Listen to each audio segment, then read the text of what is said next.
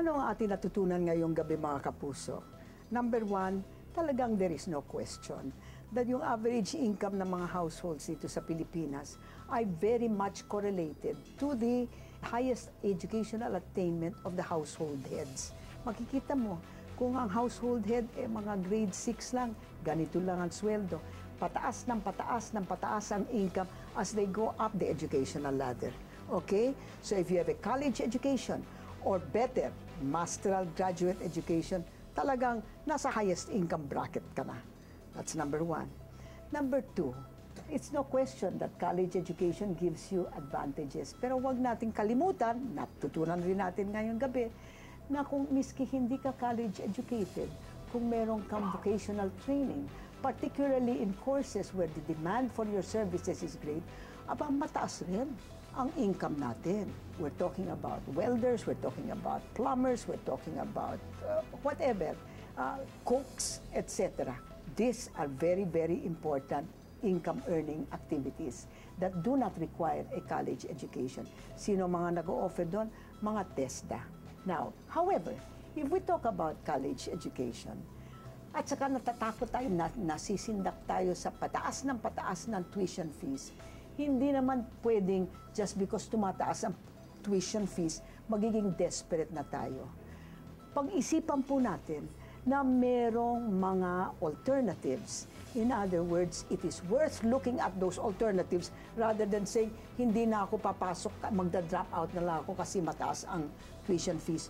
Please remember, yung mga college students, malapit na sa working age, so they have the time between their studying and when they can get income is very short, so they can borrow on that. Sino ang mga sources ng ating mga financial assistance? Well, there's the CHED student loans. Meron pang other sources of financial assistance, ang CHED. And of course, yung mga ating mga different colleges and universities, meron rin, but as I said earlier, not enough. We have to increase that. Even the CHED is not enough. Think of it, mga kapuso.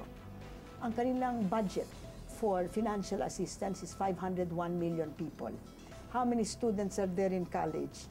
2.9 million people or 2.7 million people.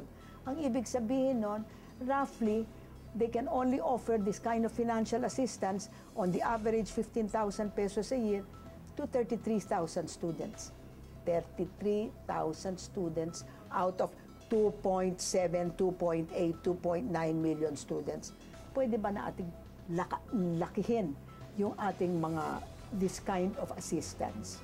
Having said that, naku, nakita naman natin sa UP, sa yung mga UP statistics, mga balasubas pala ang ating mga humihiram ng student loans. Tignan nyo dyan, ang latest na nakita natin out of 2,400 people who borrowed, only 1,000 or 1,100 paid, 1,244 did not pay. Anong klase yan? Hindi naman yata pwede yan. Because, mga kapuso, if that is the situation and students don't pay their loans, magiging vicious cycle downward yan .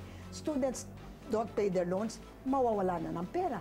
Pag wala ng pera, less people are going to borrow money. And if the less people borrow money, that means there's less people who are going to be able to avail of student loans kasi may mga balasubas who don't pay their loans. Not only is there less money, but there's less willingness to lend. Hindi ba? So please, pag kayo'y humihiram ng pera, pwede ba? Pag-isipan nyo yung mga mangyayari sa mga taong after you who are going to pay for the fact that hindi na kayo mahanap para magbayad ng loans ninyo. Alright? So, ano ang final analysis dyan natin, mga kapuso? One, get a college education if you can. But if college is not for you, there are still other sources of income that are very good. Tuition should not be an insurmountable problem. There are alternatives, loans, scholarships, grants, etc., etc. But if you are going to borrow, please pay back. Pag hindi kayo nagbayad ng inyong student loans, ibig sabihin nun, mga estudyante who are following you will have it more difficult time to get loans. Is that what you want to do? Hindi pwede yan. sasawayin ko kayo. At alam nyo naman mga kapuso, bawal ang pasaway kay Mareng Winnie.